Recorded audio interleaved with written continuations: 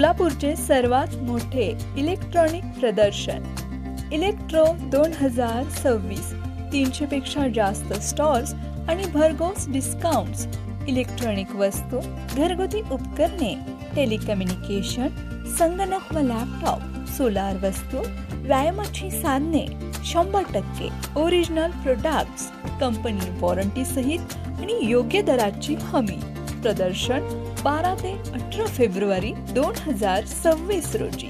वेळ दुपारी 4 ते रात्री 9:30 पर्यंत.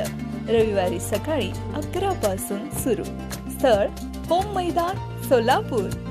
सोलापूर जिल्ह्यामध्ये जानेवारी फेब्रुवारी महिन्यामध्ये मुदत संपणाऱ्या ग्रामपंचायतीच्या निवडणुकांचा कार्यक्रम या एप्रिल महिन्यामध्ये जाहीर होईल. संबंधित ग्रामपंचायतीच्या निवडणुकांसंदर्भात काही न्यायालयीन अडचण नसल्यास या निवडणुका होतील अशी माहिती पालकमंत्री गोरे यांनी दिली.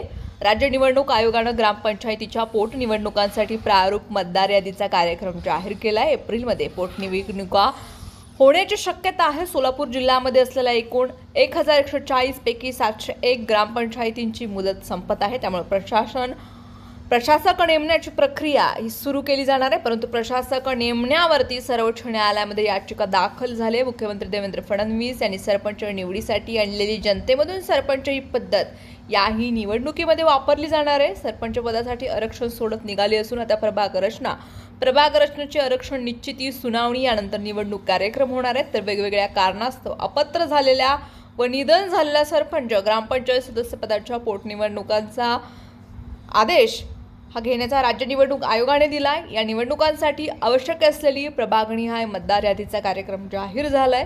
फेब्रुवारी अखेर पोटनिवडणुकांसाठी मतदार यादी अंतिम होणार आहे. दरम्यान जिल्हा नियोजन समितीच्या बैठकीमध्ये आमदारांनी ग्रामपंचायतीच्या निवडणुका कधी होतील असा प्रश्न उपस्थित केला होता.